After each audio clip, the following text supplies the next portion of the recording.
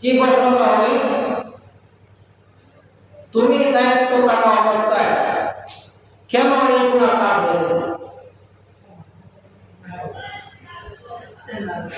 যে এই গুনাহ কাজ থেকে বাধা প্রদান করেছে সে উচ্চ আওয়াজ করে আল্লাহ, এই গুনাহ প্রতিরোধ করার জন্য, এই গুনাহ থেকে বাঁচানোর জন্য আমি উম্মতকে বলেছি, আমার জনগণকে আমি বলেছি, আমার জনগণ আমার কথা শুনে নাই। যখন অভিভাবক এই কথা বলবে তখন সে এই কথা বলার কারণে সে এই প্রশ্ন থেকে সে উদ্ধার হয়ে যাবে।